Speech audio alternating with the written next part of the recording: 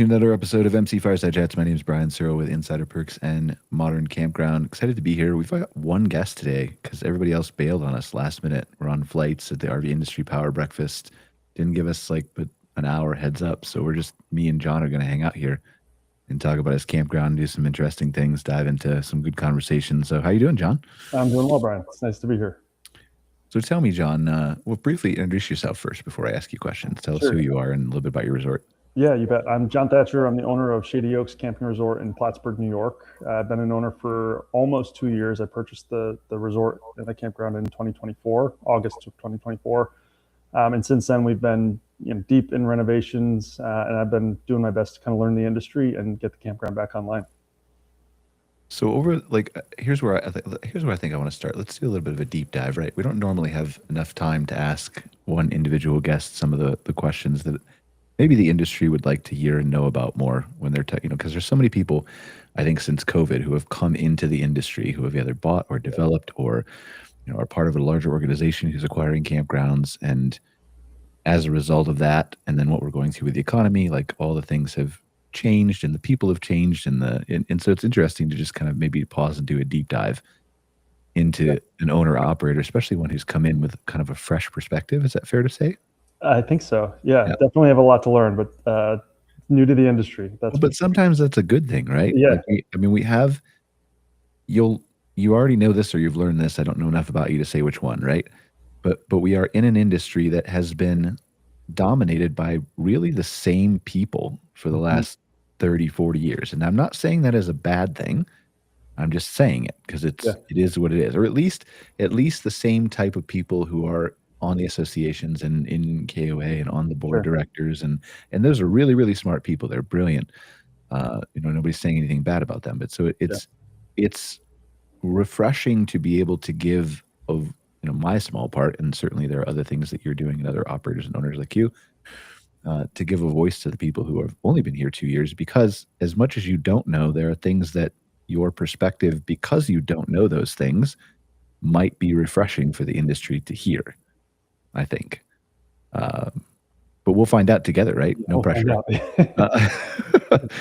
So, but before we get to your campground, back me up. Where does John come from? How does John get, where does John begin his love of camping or his direction that might have ended up resulting in buying a campground? Yeah, that question actually relates to kind of what brought me to campground ownership also. I grew up in the Adirondacks in Ticonderoga, not far from where Shady Oaks is located. But I spent my professional career mostly in education, in the education reform sector, specifically working in charter schools. Most recently as a chief operating officer for a small charter network in the capital region of New York. I left that role. I'd been in that space for 15 plus years. I left that role at the very end of 2023, stayed on with the organization and consulted through the spring of 2024. And then all at the same time took a road trip. I was new to RVing personally, but my parents have long been RVers. They travel south in the winter. We camped as kids growing up. We had a camper. And so it was I went on a road trip, fell in love with the culture. I was looking for something different professionally, ready to make a big change in my life. And truthfully was trying to get back to the Adirondacks, closer to my parents who are getting older. And just while I was on that road trip, I just bought a camper and bought a campground before I got back, and found Shady Oaks, was under contract before I got back into New York. So we hear a lot of those. I wouldn't say a lot. I've heard some of those stories before. We have some recurring guests on the show who both own individual parks and then own or manage, management groups that manage 20, 40, 60 properties. And I've heard the story before of especially I think it happened quite significantly during COVID of we went on the road, we found RVing, we discovered it, we talked about it, we decided that this is a magical thing that we want, and I'm not minimizing it, I'm just wrapping up, right? And then we just decided to, we were renting an RV or whatever, and we decided to buy a campground. And I always think whenever that story comes out, I'm like, damn, I wish I had enough money to buy a campground. Where do you guys get all this money? We're just like, hey, that's pocket change. But I know it's harder than that, right? But I'm curious, let's back up to your childhood of camping with your parents for a second, right? Do you think that you would have ever been as interested in purchasing a campground if you didn't have that experience of growing up camping? Yeah, definitely not. I think there was something familiar when I got back out there in my own RV, like something that, nostalgic, that reminded me of experiences that I had as a kid, and the spaces that we visit that felt like a community. Like there was something always happening at a campground. Even I grew up in a tourist town on Lake George. Ticonderoga is right on the north shore of Lake George, uh, and the population of the town probably quadruples in the summertime because people visit.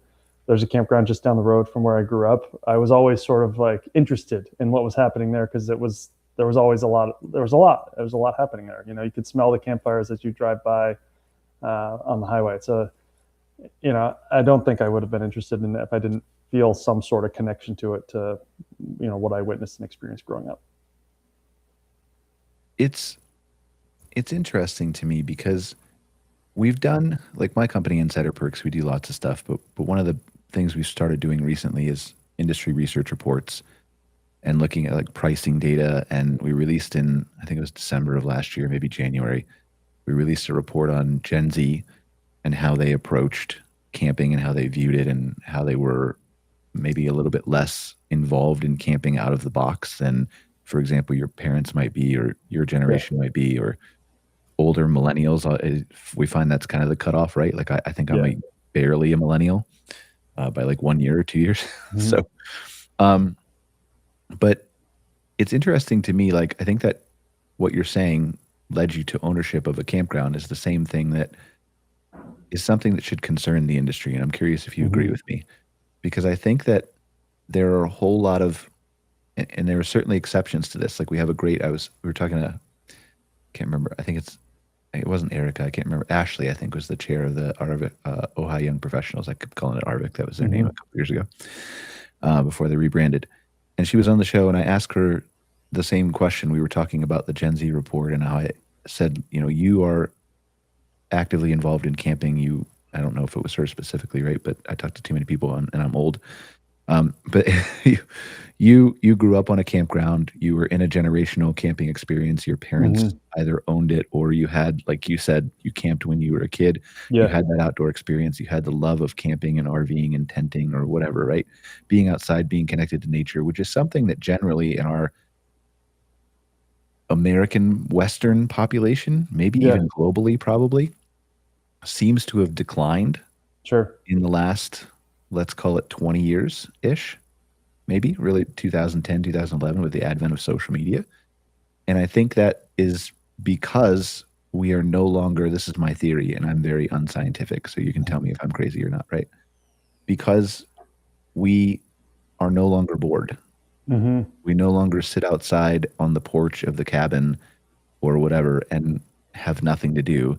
So we Yes. don't listen to the birds and we don't Hmm. notice the trees and we don't see the fish or the osprey or we're if we ever have a second of random boredom, we pull out our phones and we're not bored anymore. Yeah. And I think that is, if we're not careful, Yep. going to potentially contribute to the decline of the appreciation of the outdoor hospitality industry.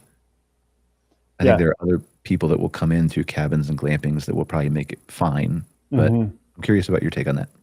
Yeah. I can see the risk that you're describing. I think is real. I think the optimist in me wants to think that's also the argument to build more campgrounds.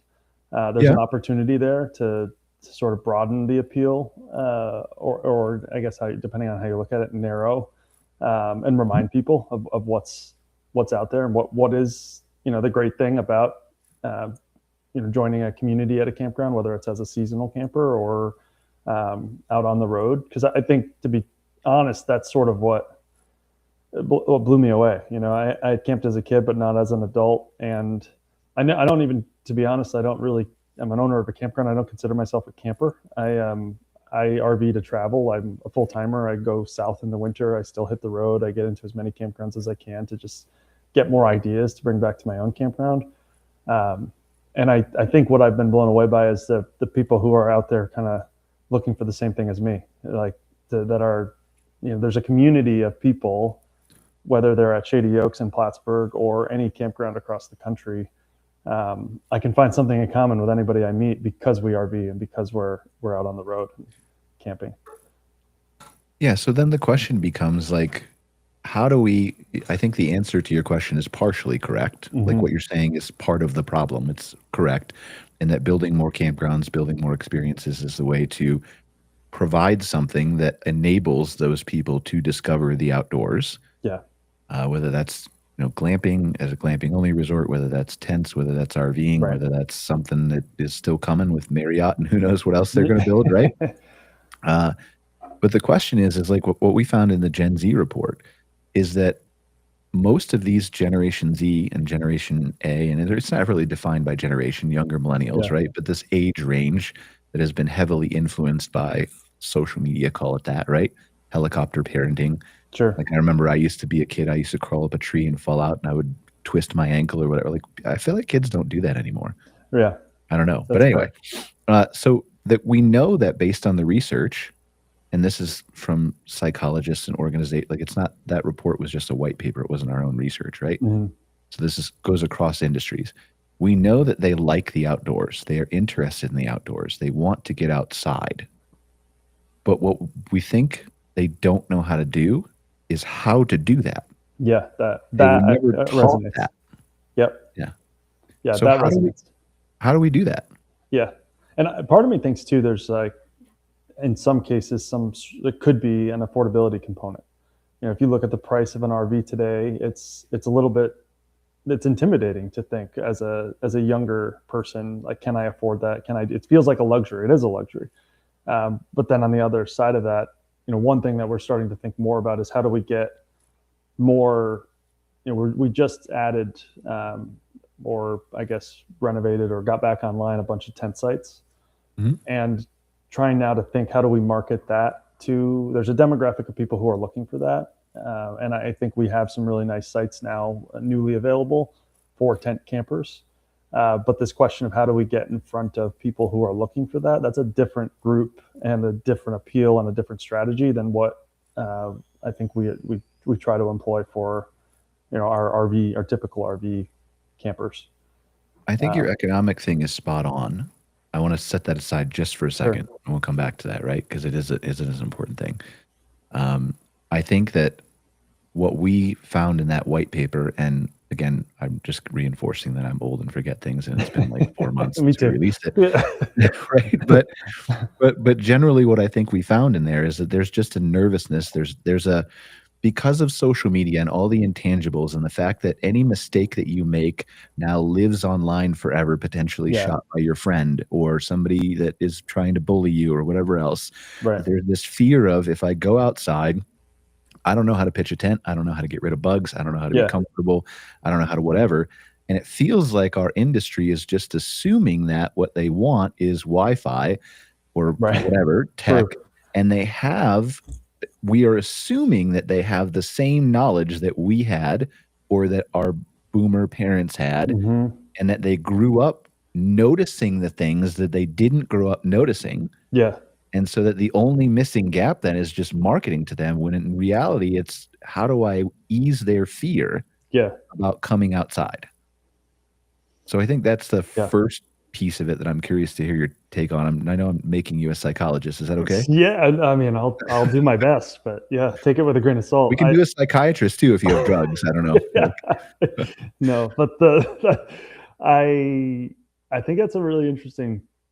It's something I hadn't considered, right? Like, because I think from the narrow perspective I have and like the limited space of like, how do we get more people to visit our campground. I have to this point thought of it as a marketing problem, but maybe there's a bigger, what I like about it is it changes my definition of what's sort of the gap here and puts a lot more on our plate as an organization, as a business to try to find a solution.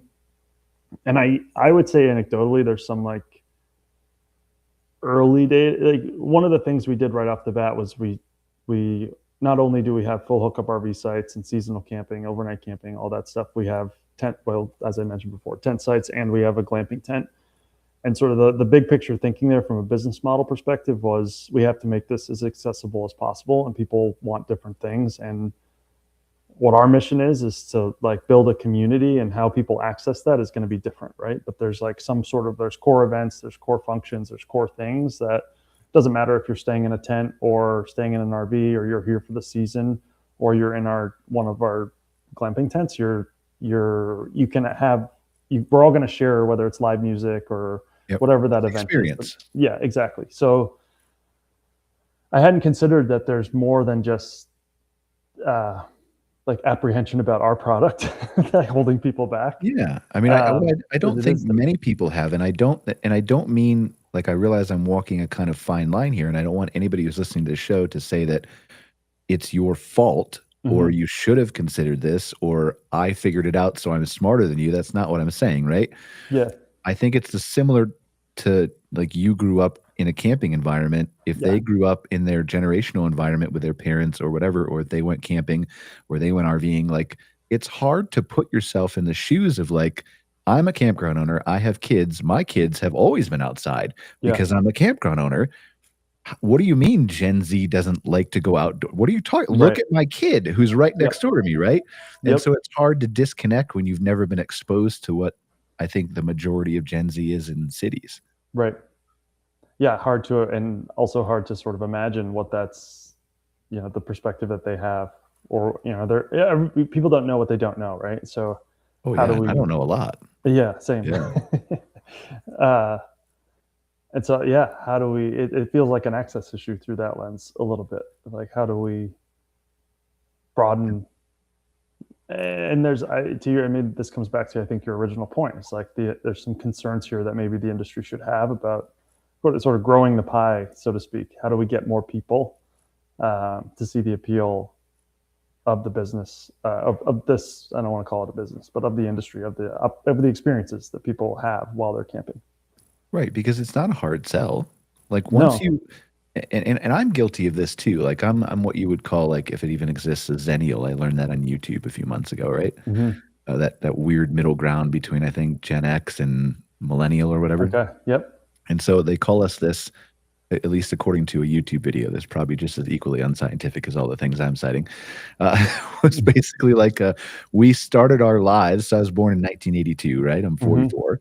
Yep. We started our lives without the technology, and then we got introduced to the technology. Right. So we had the benefit, I guess, or the curse, or whatever way you want to look at it, right, of seeing both worlds, both sides of the coin, right? Yep. And so I think it's interesting to step back and look at it from that perspective of, like, as I've looked at my own life and reassessed some of this stuff, because I've been building a business for 15 years, working 100 hours a week because I love what I do.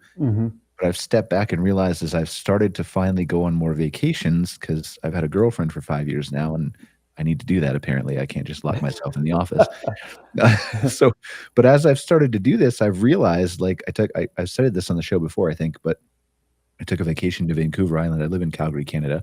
I took a vacation to Vancouver, and we were walking along. My girlfriend and I were just walking along a beach in Vancouver Island, and I realized at the end of that walk, like, because I was worrying about a client who was complaining about their website that something wasn't done on time, even though I have 30 people who are working there. They want me on vacation, right? Yep.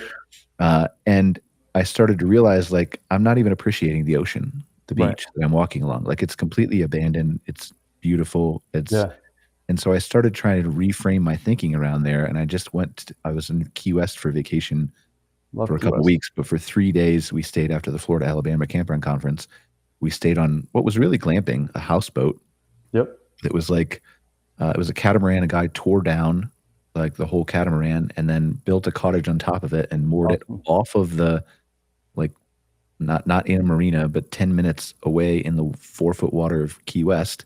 So you have to take a boat to get to it. And once you're out there, once they leave you and they take you're out there, you're on a catamaran, and you're not like, you could call them in an emergency, right? But unless you want to swim, you're not going anywhere. Yeah. And so there's no Wi-Fi out there, and I could turn on my phone, right? But then you sit there and you see the Osprey and the waves, and, like, my girlfriend and I would sit out on that. I had a little wraparound deck he built around this catamaran, right? And we would sit there and point the flashlight in the water at night, and all the minnows would come, and you'd just look at the fish.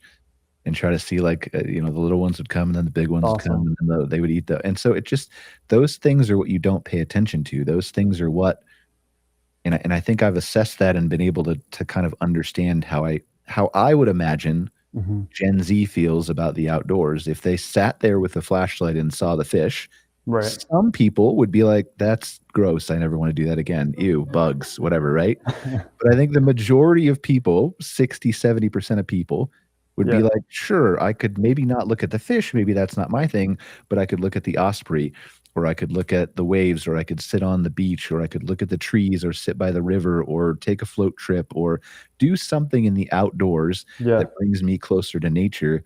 It's an easy selling point is what I'm trying to say. What we have to Yeah. figure out is, like, how do I tell Gen Z and Gen A and everybody who's coming after them that this is something that is vital to their appreciation of the world around them. Sure. There's like an exposure gap.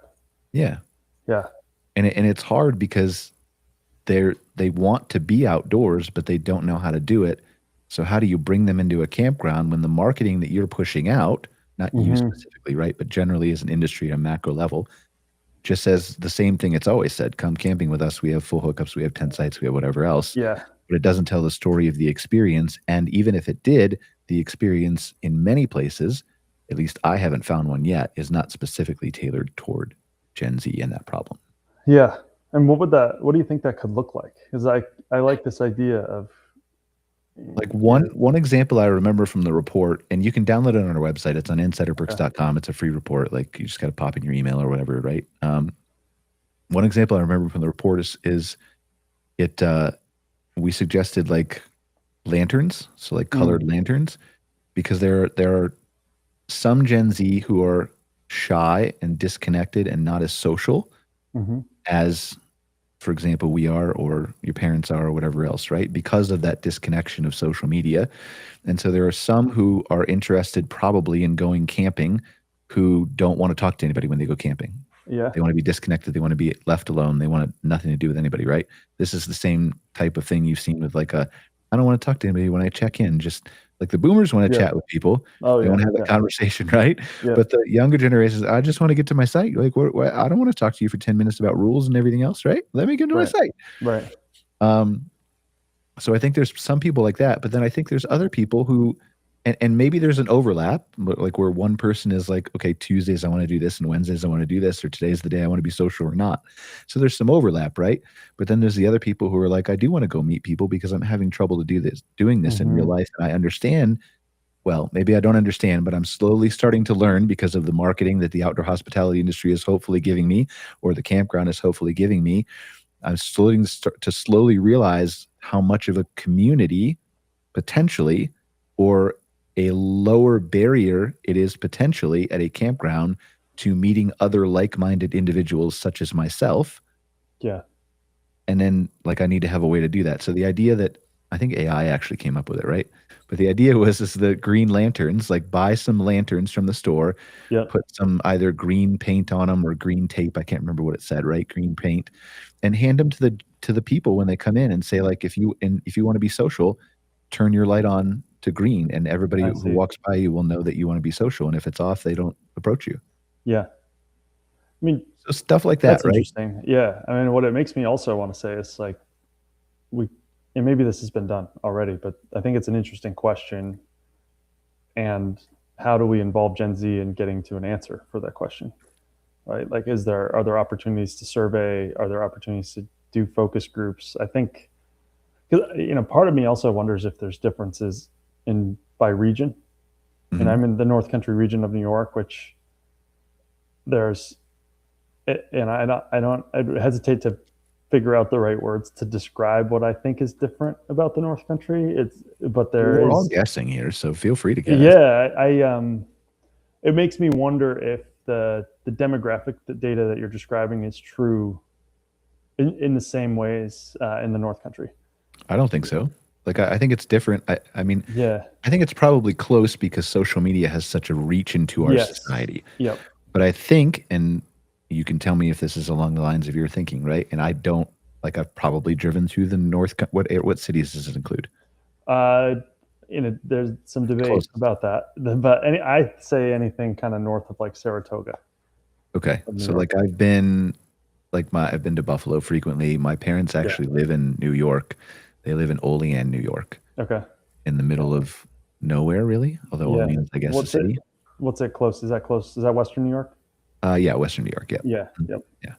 Yeah. So I'm like thinking sort of the eastern side, Vermont border, I guess Watertown, that sort of the northernmost, not Western New York, not Rochester, Buffalo, but like above Syracuse and okay. Albany. But I wonder if it's and tell me if this is different because like I've been to Syracuse, I've driven up. That's where you go up to like Montreal, right? Yeah. Border. Yeah. Yep. Again, not super intimately familiar with that area, right? Like you are, but what I'm imagining is that there's probably a difference in the way, just like there's a difference in the way a Gen Z or Gen A or younger millennial, whatever, would perceive camping if they had grown up camping. I think there's probably a difference in how Gen Z perceives the outdoors if they grew up in New York City versus the North Country. Yeah, for sure. Is that where you're going? Yeah, that's exactly where I'm going. And well, one, it's like I look back at my own childhood, which again, I'm not that far behind. I was born in 1985. So sort of spanned that gap too of like before technology and after technology. We spent a lot of time outside. I still think to a degree that's greater than elsewhere, that's still true here. Kids are more likely to spend time outside in small towns in upstate New York, for example, than maybe, certainly than New York City, right? Yep. And I also agree with your second point that like the social media it reaches the North Country too. It makes me want to get more data of like who are around our clientele, who are our guests, and kind of think differently about like who are we trying to target and how do we sort of broaden our market a little bit. Yeah, I think that the problem with surveying, I think, and again, I have not seen anybody do a really good survey of this. Maybe Scott Barr could help us with that. He's on a podcast with me, actually live in 45 minutes when this ends. But he does KOA's North American Camping Report, is the data guy behind all that stuff. If you've ever seen that report, and if you haven't, you should go download it. Yeah, it's really good. But he, maybe he can do some research into Gen Zs and stuff like that, because I think that the limited data set that I'm assuming most of the industry is working on is we've got a lot of Gen Zs already in the camping industry. Let's ask them. Yeah, their perception is not that's the like their perception is like, well, I just want Wi-Fi. Yeah, because they already appreciate the outdoors and they've already grown up in it, right? And so I think we need to figure out a way to get a perception from people who specifically say like, I've never been camping. Yep. Right. And why? Yeah. Yeah. And then what would bring me in? What would make me consider it? And I think what I think you'll extrapolate out from that, my guess is the curated experience is the way to get them into it. Yeah. And it doesn't mean it, like glamping obviously is a bigger one, right? Yep. It's curated by default. But even something is like, I have a tent site set up for you and prepared. I've pitched the tent. I've got the comfortable sleeping bag. There's a mat under it to make you nice, right? Like there's a zippered screen to keep most of the bugs out. Right. You just have to come and just show up. Yeah. That's interesting. And it's funny you say that, because that is something we've started to market. Actually, we have a tent. We will set it up. I think the question is, how do we get more people to know about the opportunity? But I think there is something there personally. I think from a hospitality perspective, I think that sort of next level stuff, it just makes me excited to see who would be interested in taking part of that. Yeah, I think it's a huge opportunity for the people who are willing to think outside the box. Yeah, and I say willing, but I don't want to back myself into like people watching the show saying, "Well, I'm willing," but like, what do you mean I'm not willing? Many people are willing, but many people have never had is impetus the right word, or incentive? To actually need to do this as their property, which is eventually going to lead us into the economic conversation, right? Right. But we've had boomers who have been the backbone of the camping industry, and Gen X, and millennials, I get stuff confused, and older millennials who have been basically the backbone of the camping industry for the better part of the last 60 years, since 1960, whatever, when the first campground when the first KOA opened, which was a result of the Cuban Missile Crisis, by the way. Did you know that? No, I did not know that. It's actually not true. It's completely fake. Okay. But it's the Cuban Missile Crisis was the same year as the World Fair. And it was started because of the World Fair. But like Scott and I were having a conversation with AI, and I said, I bet if I repeat that enough times, people will start believing. To believe it. All right. Well, I'm not going to repeat it. But yeah, but it was the World Fair. So anyway, and those boomers, those generations have not changed what they have expected from a campground. Yes, that for years. Me. Yes. Yes. And so there's never been this impetus of like, I need to look at new amenities or new experiences or new ways of thinking or new curated experiences for tents or like that. So yeah, go that ahead. Resonates with me because one of the conclusions I had walking away from my experience just before I bought the campground when I was on the road is that campgrounds, it was clear to me that the demographic of who was out there in like the spring of 2024 was maybe not who was camping 5 years before that. Because I had this image in my head that I was going to be on campgrounds with mostly boomers, people, and no disrespect to that, like people like my parents who I knew had been traveling south for years.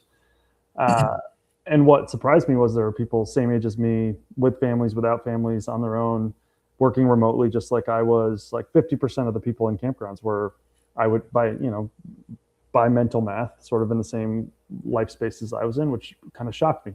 And then that made me wonder, what campgrounds offered was just what they'd always offered. It was just what was true. It's not necessarily what we wanted or what we needed from campgrounds. It's just what they'd always offered and it's the definition of a campground. A campground has mini golf, it has a swimming pool, it has a small grocery store, it has bathrooms and showers, it has basically that's it, right? What am I missing? Cornhole. Yeah, I think that's it. Cornhole. Yeah.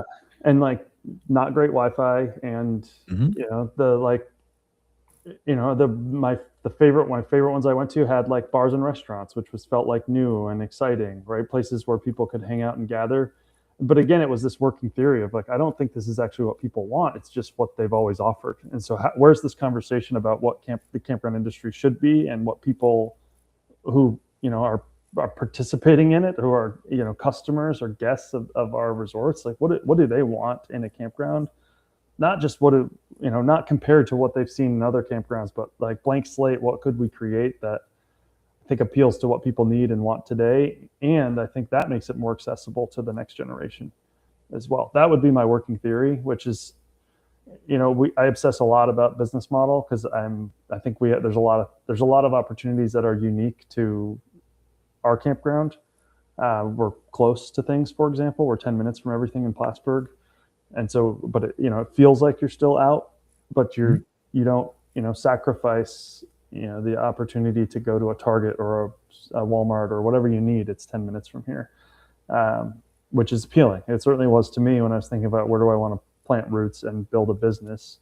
I didn't necessarily want to do it an hour from the nearest hardware store. But all that to say, like, I do think there's stuff that, we're going to try and we'll see if it works. But like a bar is definitely at the top of our list of like next additions to the property, because it's about, I think, creating spaces where people can gather. Mm-hmm. And I don't want to consider this just a campground. I think when I'm like most inspired, I talk about it like it's an outdoor hotel. And like the places like we're traveling, I think we offer certainly unique experiences because we're a campground. But how can we be a place that, whether you're tent camping, glamping, staying in an RV, where there's still these central experiences that people want or are looking for and need, that we can offer? I think this is probably going to get me some hate email, but by saying this, right? I think you could make an interesting case for the following statement to be true. In many resort-style hotels, or even, I mean, heck, you could even take a upper-scale Holiday Inn, right? Mm-hmm. In many of those hotels, there are often more places to gather than there are in a campground, even though I never see anybody using them at a hotel. Yeah. Right? Yep. There are meeting rooms, there are lobbies, there are chairs outside the elevators, and we don't really have, like, sometimes we have pavilions and we have community fire pits. Right. With like, for remote workers, do we have a great space where people can like set up a laptop and work. I mean, we are, that is the direction we're moving. I can't say that we do right now today, but I think by the time we open next season, we certainly hope to. And that space will also be where we'll have a bar, and that ideally, if we're busy enough, we'll have a coffee shop in the morning as well. But modeling that, I think, after like what's a good hotel lobby have? That's what I want this to feel like when people walk into the space. One of the places I was impressed by was not a campground, but I was down in the Keys, and this is just a recent impression, right? We stayed at I'm trying to remember, I think it was Pines and Palms Resort. It was from a Michigan couple came and bought the property. It's one of the, like, an older, not really a motel, I guess a motel style, right? But like two little cottages next to each other. Sure. And then they have like 10 of those, and it's right on the ocean, right on the sand, right? In Isla Morada down there in Key West. And not big enough to where you need to have a restaurant or a store or anything else like that. So like you just two things and you walk out and you're outside, right? So I guess it's a motel. And they had a little food truck coffee shop there in the morning. And they had a food truck for lunch that we didn't get to eat at, right? Because we were out exploring, but was right there. Tiny little food trucks. Yeah. So in the morning, my girlfriend and I could just walk up. We could, wake up, walk outside our room, like 3-minute walk around a couple other cottages, right? And we're at the coffee place, and they've got espressos and lattes and everything else, right? And then there's little chairs out there that you could sit at if you wanted to. We went down to the beach and sat right by there, right? Awesome. Because we're in Calgary and we don't have beaches here. Well, not real beaches anyway. Yeah. And so, but I think that's what you're talking about, right? I think there's sometimes a gap of like, do we actually need a full restaurant? Maybe not. Right. But then do you just, like, lots of campgrounds will get on here and tell you they offer coffee. That's not the same thing as that food truck experience. Yeah, that's right. So, and it's not like you need a professional vendor. Like, you could buy one of these food trucks for whatever they cost, $20,000, $30,000, right? Right. Little tiny trailers, really. It doesn't even need to be an actual use an truck. old camper. Yeah, right. And then you need to buy like a $1,000 latte machine. Right. And probably get some kind of permitting, I would guess. Yes. Like, it's probably harder than I'm describing it, right? But then just to have a staff member work it for 3 or 4 hours a morning. Yeah, the concept itself is not that challenging. It's just it's changing, or like veering from sort of the norm, which is what I think makes it a little bit intimidating. But there's opportunity there. And I think it's just different. It's just thinking about, what does the experience look like? And maybe that doesn't always appeal to everybody. Maybe it doesn't even appeal to you as the owner. Maybe it doesn't appeal to me as the guy who has the podcast and is doing the marketing and whatever else, right? But maybe it appeals to someone somewhere who will share this with friends, who will come stay with you, who will put it on social media, who whatever. I go downstairs and I look at, like, I have a hydroponic garden in my living room, right? Nice little tall vertical tower or whatever that grows like 80 some plants, strawberries and tomatoes and stuff like that. And I'm thinking, like, if I owned a campground, I would just throw a couple of those things in the lobby. And then when people check in, the people who want to talk to me anyway, because some people don't, right? They could just take some parsley or basil or whatever they want, like lettuce, and just, like, it's just free. Just take it. Yeah. Like, and I just think that, like, that doesn't monetarily make people maybe want to come to me and stay. Right. But it surely must enhance the percentage chance that I get a 4 or 5 star review from them in some small way. Yeah. It makes the park memorable too, right? It's like, that's unlike anything I've seen somewhere else. I still remember the Traverse City KOA. It was one of the first KOAs we ever stayed at. Maybe not. I mean, that's not true, but like, it was early on, right? 2011, 2012, right? When we were first starting the business. And we were just starting to get into organic stuff. Like, I had stopped drinking soda and lost like 80 pounds just by not drinking soda. Sure. Right. And so I was starting to uncover this stuff, and I was paying attention to, like, this is so early in the United States. Like, there was nothing. Like, I was born in the States, right? There's nothing in the States in the grocery store except for, like, your organic section was like 80% gluten-free. And that was what organic meant back then. But I remember, like, going to the Traverse City KOA, and they had local organic tiny little hotel shampoos from a company in their cabin showers. Yeah. And that still sticks out to me. Like, I don't know why. Like, who cares? It's just a shampoo and conditioner. And it was directly related to, I know, my life and my perception and the fact that I was going organic or whatever else. But, like, whether it's local or whether it's organic or whatever it is, it's those little tiny things are not going to impress everybody. No, right. Are not going to make people choose you necessarily over somebody else. but they're going to make an impression. That's right. Yeah, it's And I not think what that's you what would we're after. typically see. Yeah. Yeah, that gives me a lot to think about. Is that we're just kind of getting to this place now where we, I'm learning a lot about like the life cycle of an RV park, and the last 18 months, 2 years has been, whether I wanted it to be or not, the focus has been on infrastructure, getting our Yep. water system, electrical, and septic really in a place where now we are like poised for growth and can scale. And I don't want people to stay here to worry about the things they count on. And so that's been the number one priority. But the stuff you're talking about is the stuff that I love kind of daydreaming about. It's like, what are the details that are going to make the biggest impact and impression on people? Because that's like those things matter, right? Like a really Yeah, well and it's the manicured park details, matters. right? Yeah, it's all the And I details. won't claim to be a professor of economics. I don't own a campground because I'm not brave enough to do it, right? I just sit here behind my little mic and do marketing and whatever else, and AI and all that kind of stuff, right? But like, I have to think there's some kind of business use case Yeah. for like, just let's pick something like towels. Hmm. Like in your cabin, sure, I provide towels, but you provide the $3 ones from Walmart that are scratchy and rub Right. your face. Now Yes. I get it. There's a counter argument, and again, I led with I don't know the economics, right? Hmm. And I don't know your style of guest, and I recognize that people are sometimes slobs and will trash Sure. and ruin your towels and whatever else, right? But I wonder what the economics were if you actually studied it, and it would be harder to get this data because it's not clear, right? But of the here's a fluffy towel, Yep. it does that change in some small perceptible way the review scores or the perception or the Yep. willingness of people to share things on social media.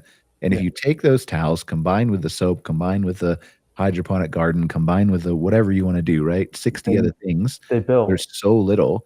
Yeah. Does that actually go from 4 to 5 stars? Yeah. I, we're willing to test that over here and see. I think that's the kind of, it's also the big question of like, what kind of business do I want to run? Like, what's my vision for something, and like, where am I willing to negotiate and where am I not? But I think that like what you're describing is aligned with how, we're trying to think as we get to the next chapter. All right, let me give you a hard question. Yeah. Tomorrow, somebody drops $5 million into your bank account, doesn't want anything in return. What do you do at Shady Oaks? I think I love that question. I've got I think a pretty solid like 3 to 5 year plan that still really resonates with me. It makes me like get moving in the morning. I think it's move faster Okay. would be not my number one answer. And in order to build uh, the experiences, I think it's running down that list. It's the bar that I mentioned before, and build out that space in a way it's more than a bar. It's like it helps build or create the experiences for people that we want people to have while they're here. It's a very much on brand themed, like vintage camper is the bar where people sit, like sitting at an old camper, and it's sort of on brand and aligned. So that central gathering space is like number one on the list. I think we have one glamping tent. I'd like to add 5 or 6 more. Again, like filling this vision of like this outdoor hotel. But I think our one tent has done really well, and there's data that says like more would do better, and so having more would bring more guests. How would you design that? I don't want to stop your plan in the middle because I Yeah. want you to finish, but how would you design the glamping? Because we've gathered a lot of data. Like we put out a 2026 outdoor hospitality pricing report. Yep. We publish the OHPI, which is the Outdoor Hospitality Pricing Index, every month. And we know that the average, and I'm going to be off by a couple dollars, right? Because I don't have all this memorized. The average glamping accommodation inside of a campground goes for, I think, $158 a night. And the average standalone glamping property outside of a campground goes for $300 a night. Yeah, interesting. And that is aligned. That's like what we're experiencing too. But I think the opportunity though is about, are you just adding a glamping tent to an existing campground, or I'm starting to think about the different sections of our business as like businesses within one big business, Okay. like separate businesses, and I think glamping is one of them because they do take a different brain space or there's like a different it's just very different. There's things that are certainly similar and they fit within the business, but then there are things that like require, in my limited experience, my current working theory is like we've got to think differently about the glamping experiences that people have, the ones that we and what kind of experiences do we want people to have. My This is it sort of supports my argument of we need more of them to create like a glamp ground within Shady Oaks, uh, so that we can sort of leverage some scale. I think there's like I'd invest in better bathrooms that are more aligned with like the resort feel that we want people to have or that people might expect as part of a glamping experience. Ours aren't bad; they're renovated bathrooms, but we could do better. Uh, I think the other thing that I see at other like the pure glamp grounds is like hot tubs as part of their accommodations. We don't offer that, but I think that's certainly something that we would be interested in considering as we like really dive deep into glamping and again trying to understand the experiences that people want and like the ones we want people to create here. Um, and certainly there's some like quality things there too. Like if we're gonna, one glamping tent was sort of an experiment. Like how do we outfit it? How do we furnish it? How do we do all that? But like if we're gonna do 6 or 7 of them, it sort of changes the formula and allows us to, I think differently potentially about it. So yeah, I don't know if that's a full answer to your question of like how do we distinguish it, but the way that I want to approach it is it's like we're offering they'd all be in roughly the same area. There's like a village of these domes, which is how it's why we chose the placement for the first tent that we did, so that we could expand around it in a section of campground that will be fairly private from the rest of the campground. But I think part of like I don't want it to be totally separate. I want like glamping to still feel like they're part of the core experience of what it is to stay at Shady Oaks. I think there are 10,000 different ways that you could make the experience different, right?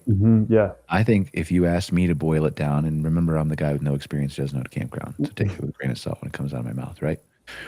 I think if you boil it down to isolation, I think I think the difference between $158 a night average glamping site rate at a campground and $300 at a glamping resort is if you can make somebody come into, yes, they got to go through a campground to get there.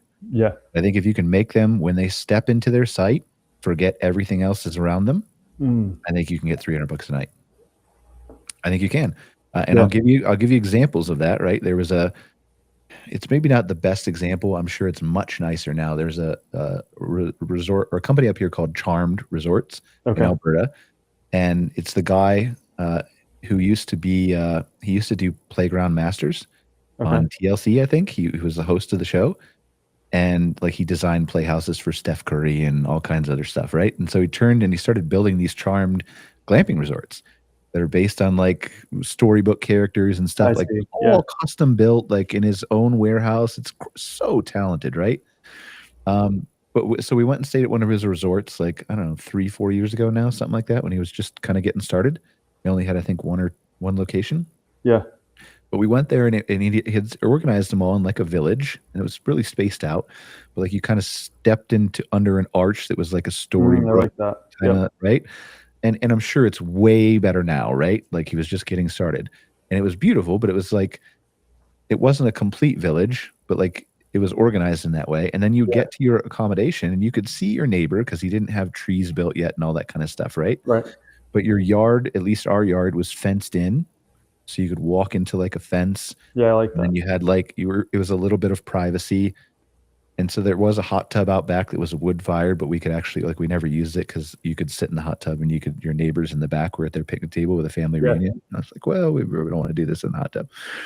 But the idea is there, right? Is isolation. Yeah. The other one was, I remember we went to Ireland last September, and we stayed at a guy, it was at his house, but he had a container home set up like down on the river, probably like, I want to say 180, 200 feet from his house. Hmm. It was down a winding path on the riverfront, and he had so many hedges there separating his house and his driveway. It was kind of down a little hill that, like, once you were checked in, you completely forgot this guy's house was No right way. there. That's cool. And so but I think that's so all that is pointing to what I'm saying is I think the difference is isolation. Yeah. Not necessarily that you are isolated, but that you feel Private. disconnected. Yeah. I think that's how you get the things. And I think that's easy to accomplish. I think that's a row of super tall hedges between sites Yeah, could be even totally. that simple, right? Yeah, I mean, I'm imagining them on our property. We could totally do that. The I guess I would have assumed that there's one thing that speaks to that gap is like how, and I think about this with our tent all the time. Like we don't, because we're not strictly a campground. Like our website looks like a campground website. Mhm. Our booking platform is a campground management software. Like there are Differences. differences, yeah, and like it's it doesn't it feels more like a campground and less like a hotel than what I would want, right? And so that's something I've wondered is like, is that holding back our bookings? We're also booked. We're all, there are, our tents and our RV rentals are also on Airbnb, and that does, for better or for worse, is where we get the majority of our bookings for those. They don't come through our platform. So Yeah, I think it's interesting how we define ourselves in the industry, how you guys define yourselves as campgrounds. We were just at the Florida Alabama conference.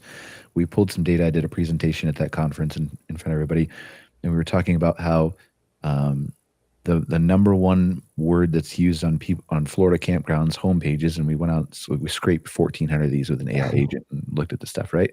Was community, which is yeah, often heard in our industry, right? Community, yeah, it's community, all over our community, website. Yeah, right? All over. But Florida, especially because they're bigger, long term, whatever else. yep. We looked at then 100 reviews that we had pulled in for almost every private campground in Florida, and none of the 5-star reviews talked about community. Yeah, So you're defining it as community, but your guests aren't noticing it as community when they leave their positive reviews, which is a gap. that's a huge gap. That's really helpful. So that doesn't mean, I'm not necessarily saying that doesn't mean you should de-emphasize or emphasize community, but this isn't resonating with them like you think it is. Right. Or at least it's not resonating enough to impact their 5-star review of the good experience. And again, that was Florida specific, right? I can't tell you that extrapolates out to the rest of the country. We have that data sitting in a database, but I haven't pulled it and looked at it. But those kinds of little things, how you define yourself, I don't know. Yeah. I mean, how do you? Like, this is certainly a battle. Like what we're talking about is like a challenge right now. Of like, okay, we've got glamping tents and we're a campground. I think the other place where this like similar thought comes in or challenge is like, okay, we're a campground. We have seasonal camping and we have for like overnight or transient. Mhm. I don't like the word transit, so we use overnight camping too, like short-term stays. Yep. But like those are also very different businesses. Like seasonal campers are looking often, in my experience, looking for something very different than what a short-term guest might be looking for. And I guess I'm curious if like if you were me, like trying to again define this business, that what I'm finding is it's way more complicated than complicated. It's it's pretty straightforward and pretty simple, but there's complexity here of like appealing to the different types, defining the different types of the business to move in the direction. I think fortunately, I think we're getting it right, but I couldn't tell you exactly like how we're doing it is not replicable, and I don't even think it's scalable as we get more established. Right, we're like people like the story of renovating the campground, and that's certainly been the biggest appeal. So your question is? Yeah, good point. My question is like, how would you think about the different, like, I guess work streams, or really, it's not. It's more like these are the different offerings that we have. How would you market the business, or how would you, if you were in my seat, how would you think about like defining and maybe marketing? It doesn't feel like a strong enough word, but differentiating maybe is a better word. It's interesting because we've actually been doing this for some of our clients. We have these things called, and it's not a pitch for me, right? Mm-hmm. Because you can replicate all this if you want to on your own. we have these things called master SEO plans, and we've been doing them for a couple of years for people to get people prepared for where we think AI is going with discovery and how search is changing, and which is a whole nother thing. Google blew up and killed all the blue links yesterday at their I/O conference, so nobody's really prepared for that. But so we don't have time to discuss that today. But I think what we've been looking at as part of those master SEO plans is we think campground websites expand from 10 pages to 30 or 50 pages. That doesn't mean marketing copy. It doesn't mean blog posts. It means more factual information in your website that AI agents can know about your website and thus then serve that information through voice or Alexa or ChatGPT or whatever else it is to the person, right? And so as part of that, we've been looking at what is the ideal customer profile for a campground and having like a really smart, expensive AI model go through and like, how does AI see my campground right now as it is, right? Yeah. What is the ideal customer profile for that? Then break it down into like 5 to 6 different buyer personas. Sure. Is it the single mom with kids? Is it the retiree traveling across the country? Whatever it is, right? And then you can actually, if you know how to prompt AI right and you're using these really smart thinking models, you can say, okay, now act as a retired couple who's 66 years old traveling across the country. What would make you buy if you saw it? And it will narrow its corpus of knowledge down to acting like that 66-year-old couple. And it will tell you like what would resonate with me in Google Ads copy and email marketing copy and website copy and whatever else. And then we'll build landing pages for traveling nurses or pipeline workers or whatever else, right? And then we'll take a conglomerate of that and we'll make the homepage like an appealing to all those different types of people in some small way. That's interesting. So I think that's the best way you can do it from a marketing website standpoint. I think AI is going to help a lot. Okay. Because AI is just getting to this point now where you can start to, it remembers things about you. It's done that for a while. Yep. In Google, you're going to be able to already do, like they have a thing called personal intelligence where you can connect your Gmail and your photos and all that kind of stuff. Yep. The search box they introduced yesterday, you can upload photos and you can say, find me address that's similar to this, right? It's changing the whole search experience. But as it becomes more personal, it's going to be connected to your calendar and your YouTube history and your reviews and everything you've ever done. And everybody will give it that access. Everybody likes to say, we want privacy. No, you don't. You want convenience. Yeah, right. Yep. And so as it knows more and more about you, the data in return it's going to get, the answer it's going to give you when you search for campground near Plattsburgh, New York is going to be different for every single person on the planet. Yeah, right. So I think it gets to a point where it knows that your person who's searching is a long-term or a short-term or a glamper or whatever. And if you have the content on your website to appeal to that specific individual person to where AI knows you have the glamping tent specifically in a segmented area that's isolated, that's whatever, there's enough facts about them, it'll just give that information to that person because that's all they need to know. And I think that helps you. Yeah. I think that's the answer to your question. Yeah. Yeah. I hope it is. Anyway. Yeah. That's awesome. Thank you. So, all right. We got a couple more minutes left. That was a pretty good episode for just the two of us. Yeah. Hey, thanks for having me. This was fun. Final thoughts? Anything you want to share about your park or your plans or anything we've talked about? No, I appreciate the opportunity to talk a little bit about Plattsburgh, the Adirondacks, upstate New York. Would love to have folks visit this summer. I'm sorry you didn't get a chance to do a live check-in. For those of you guys weren't watching, like before we started the show, John was like, I might get a live check-in. I might have to leave, like if that happens. I was like, just take the camera with you. We can do a live check-in with us. But yeah, thank you for being here, John. I appreciate it. Shady Oaks, like you're looking like you're having a good season. Memorial Day is doing pretty good for you. Yeah, we're waiting. There's definitely going to be some late bookings. That's sort of the nature of the season as people wait out the weather. But we're a little over 50% booked right now. So excited about the weekend. Awesome. Well, best of luck to you. I hope you have a great summer season. Thank you for being here again, John. Appreciate everybody for joining us for another episode of MC Fireside Chats. If you're not sick and tired of hearing from me in about an hour or so, I'm used to being a couple minutes late. In about an hour or so, I will be live on Outwired with Scott Barr. We're going to be talking about data, AI, some of the new Google search stuff that's come out. And if not, we will see you next week on another episode of MC Fireside Chats. Thanks, guys. I appreciate you. Thanks, John. Hey, thank you.